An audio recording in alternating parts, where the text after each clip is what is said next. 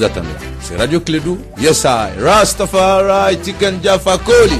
Ils ont partagé le monde, rien ne m'étonne. Les sports, les infos, la musique, l'actualité, le tout amusé et servi à chaud pour vous sur Radio Clédou.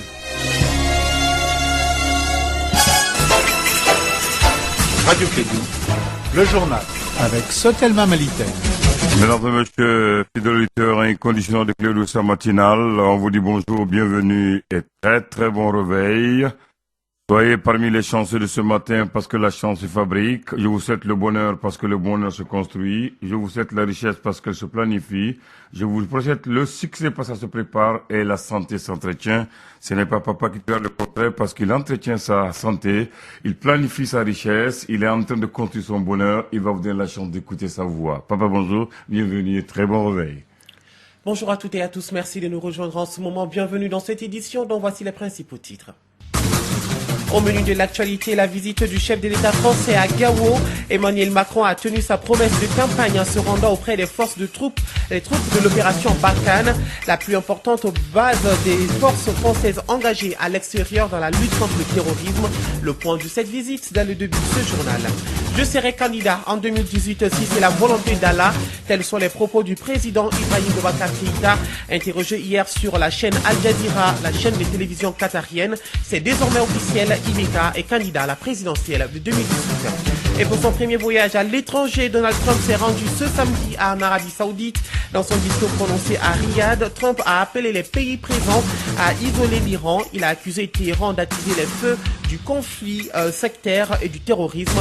Trump est attendu aujourd'hui à Jérusalem. Sans aucun adversaire, Recep Tayyip Erdogan, le président turc, est devenu chef de son parti, l'AKP. Sa nomination a été rendue possible par la réforme adoptée par référendum en avril dernier. Et sport, le Mali s'est qualifié pour les demi-finales de la CAN de moins de 20 ans au Gabon pour le compte de la troisième et dernière journée du groupe B. Les Aiglonnais se sont largement imposés face à l'Angola, 6 buts à 1.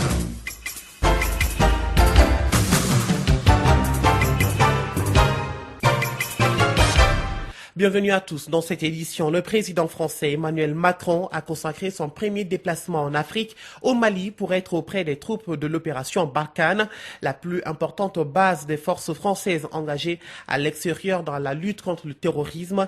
Il s'est rendu à Gao, sans passer par Bamako, et accueilli par son homologue malien, Ibrahim Boubacar Keïta.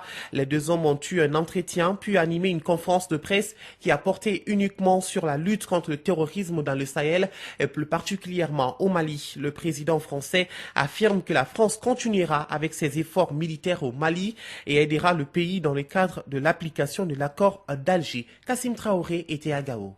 C'est la plus importante base des forces françaises engagées à l'extérieur qu'Emmanuel Macron a visité à Gao. Dès son atterrissage, il a été accueilli par le président de la République du Mali, Ibrahim Boubacar Keïta, avec lequel il s'est entretenu pendant 45 minutes avant de tenir un point de presse conjoint. Ibrahim Boubacar Keïta, président de la République du Mali. Des accords ont été signés. Une conférence d'entente nationale a eu lieu, que nous considérons comme un train en marche, et qui avance et qui doit continuer d'avancer. Notre désarroi découle de ce que la route est longue, qu'elle est souvent semée d'embûches, avec parfois une multitude de mauvaises volontés, et que nous ne pouvons dire quel jour et à quelle heure nous arriverons. Mais nous avançons, soyez-en certains, et nous y arriverons. Le nouveau président français a renouvelé l'engagement de la France aux côtés du Mali, mais ça sera dans le cadre du strict respect de l'accord issu du processus d'Alger en 2015. Emmanuel Macron, président de la France. La détermination de la France sera complète à vos côtés pour la sécurité, non seulement du Mali, mais du Sahel, en continuant l'engagement de nos forces, côté desquelles je me retrouverai, en continuant à nous engager aussi dans une feuille de route diplomatique et politique à laquelle je tiens tout particulièrement. Parce que ces combats sont bien menés lorsqu'ils s'inscrivent dans une perspective de construction de la paix et de sécurité. Nous connaissons les défis de court terme et mon souhait est de construire notre action dans le plein respect des accords d'Alger, leur respect intégral, rapide et cohérent. Sur la situation de la région de Kidal qui échappe au contrôle des autorités maliennes, la France restera dans le cadre de la MINUSMA. La MINUSMA et les forces présentes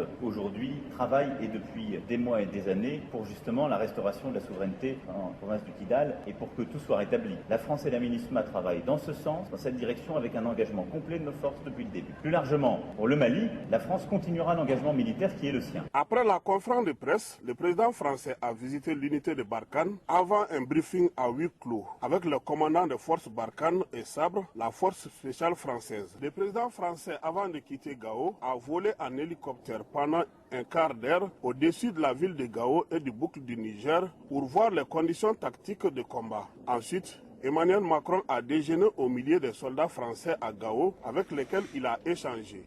Un compte-rendu complet de Kassim Traoré. Une forte délégation accompagnait le président de la République, Ibrahim Boubacar Keïta, à l'accueil du président Emmanuel Macron.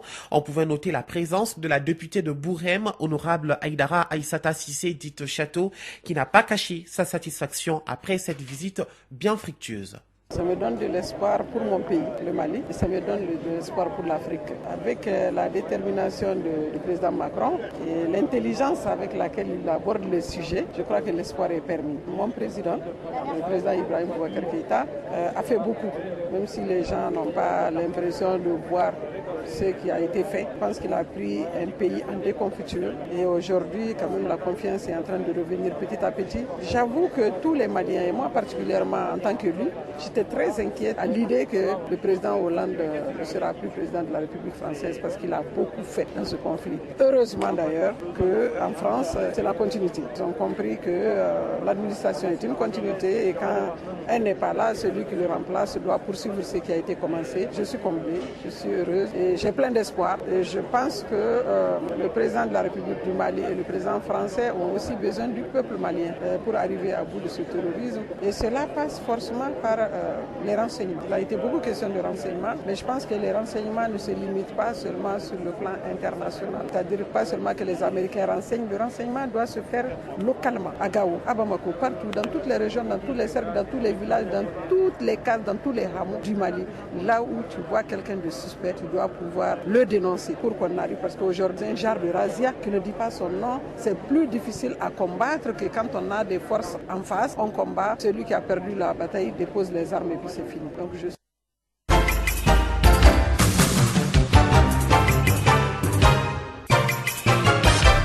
7h07 après Gao, rendons-nous à Sikasso, dans la commune de Kifosso, cercle de Yorosso, où a lieu hier le lancement d'un entretien routier. Il concerne principalement l'axe Kori-Kimprana, avec un délai d'exécution de 7 mois, une réalisation qui ôtera une grande épine du pied de la population locale. Voyons les précisions avec notre envoyé spécial à Kifosso, Arunaba. Ce programme d'entretien routier est un exercice courant du gouvernement du Mali. Il vise à maintenir un bon niveau de service des principaux axes routiers du pays.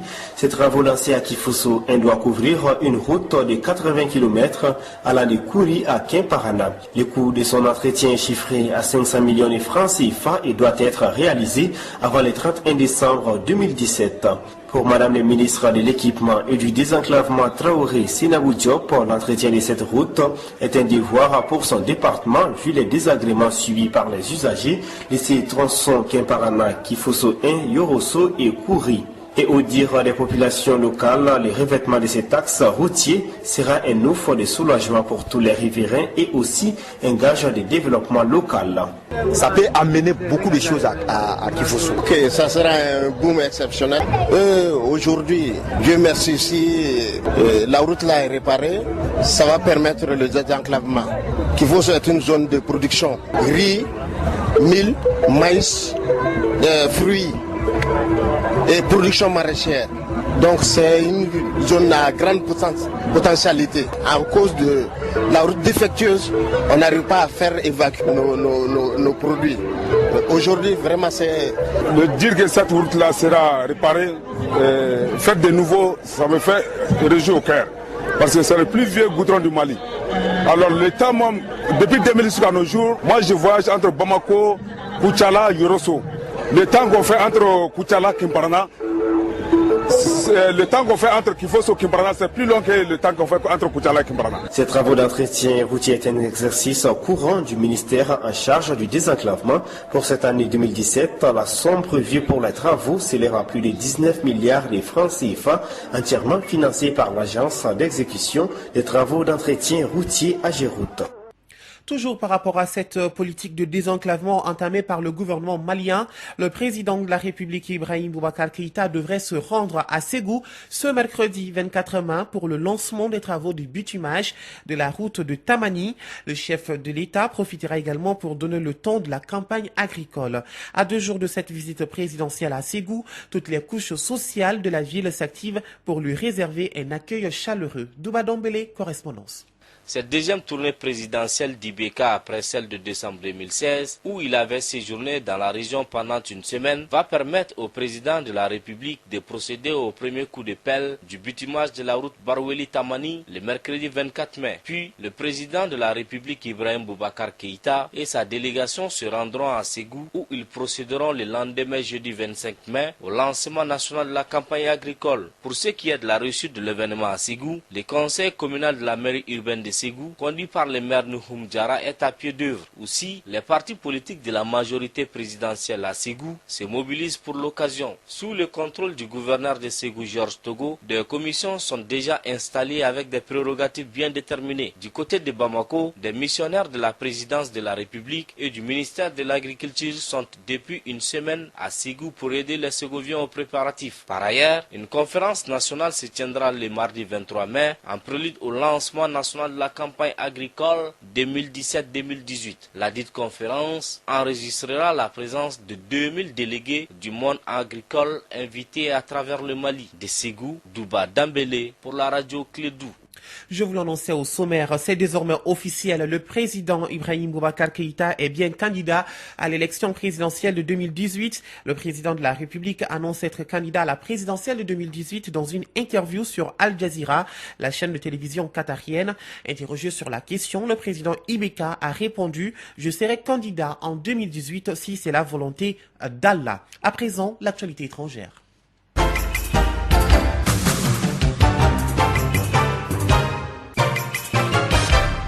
Au Burkina Faso, des membres de Konglaogo, structure d'autodéfense spécialisée dans la lutte contre le vol, les braquages et les attaques à main armée, ont affronté des villageois dans la région du centre-ouest, à une centaine de kilomètres de Ouagadougou. Ces affrontements ont provoqué la mort de 5 personnes, dont 3 membres du Konglaogo. Le ministre de la Sécurité s'est rendu sur place pour faire libérer les habitants du village de Chalgo, détenus par ces milices d'autodéfense. Ce week-end, le neveu de l'ancien dictateur tunisien Ben Ali a témoigné de son lieu de détention. Un témoignage inédit diffusé sur la télévision publique dans lequel Ahmed Trabelsi raconte comment il s'est enrichi grâce à la corruption, notamment en versant des pots de vin aux douaniers.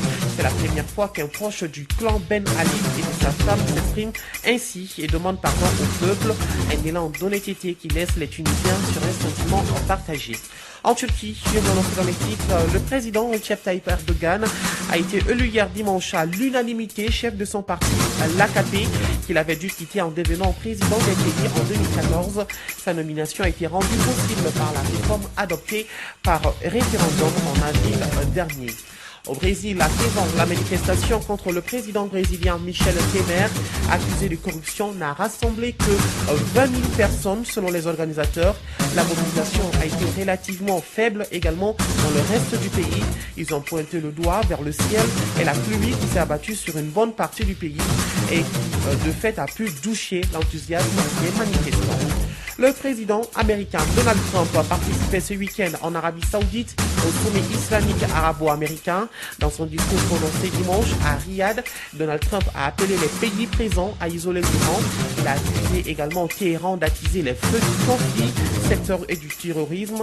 Le président américain a appelé tous les pays à donc isoler l'Iran en attendant que le régime iranien montre sa volonté d'être un partenaire dans la paix. Donald Trump est attendu aujourd'hui à Jérusalem. Le président américain entame sa première visite en Israël et dans les territoires palestiniens qui durera à 24 heures.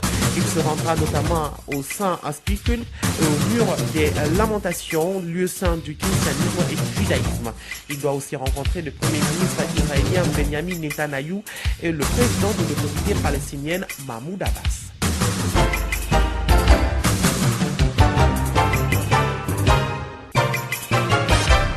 retour à l'actualité nationale, journée d'information des acteurs intervenant dans le domaine des énergies renouvelables. La rencontre se tient en prélude à la 18e édition de la quinzaine de l'environnement prévue du 4 au 18 juin 2017. L'idée est de communiquer sur la tenue du salon de l'énergie domestique. À travers donc cette initiative, les organisateurs entendent vulgariser les différents types de la filière d'énergie domestique. Boubacar Bagnan Touré est membre de l'association Projet Solidaire Mali. Nous l'écoutons. L'objet de la rencontre de ce matin vise à organiser une table ronde d'information sur notre futur salon de l'énergie domestique, SALED.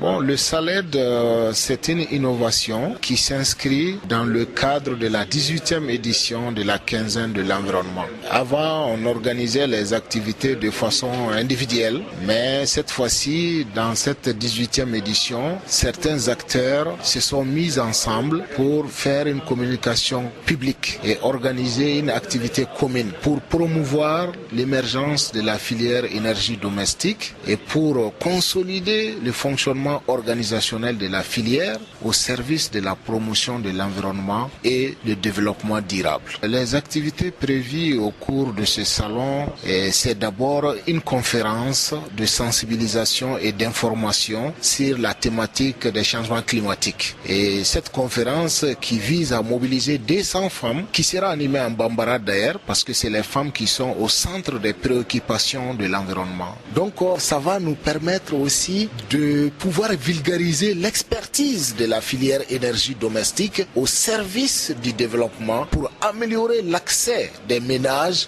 aux services énergétiques de base et durables. Les partenaires sont privés, les partenaires sont publics et les partenaires sont individuels.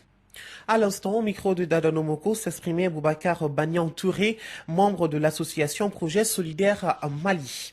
Allez, sport football, le Mali s'est qualifié pour les demi-finales de la CAN de moins de 20 ans au Gabon pour le compte de la 3e et dernière journée du groupe B. Les Aiglonnais se sont largement imposés face à l'Angola 6-1 hier au stade de Libreville. Avec ce succès, le Mali termine en tête du groupe dévant donc le Niger, vainqueur 1-0 de la Tanzanie. En demi-finale, le Mali sera face à la Guinée.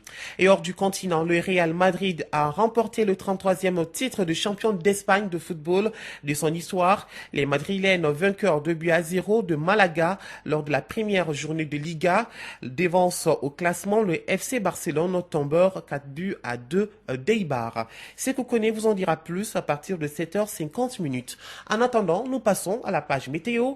Le ciel sera peu nuageux sur l'ensemble du pays. Les vents seront en direction sud-ouest d'intensité faible à modérée sur l'ensemble du territoire, excepté la région de Taoudéni et les parties nord de celle de Tombouctou, Kidal, où il sera une composante nord-est.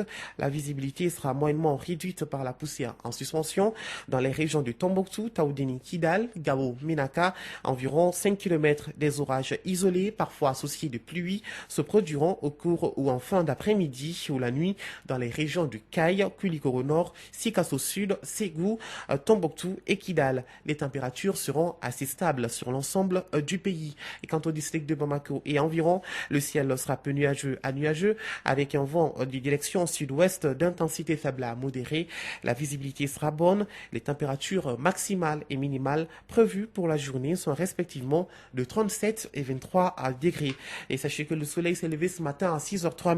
Il se couchera à 18h54.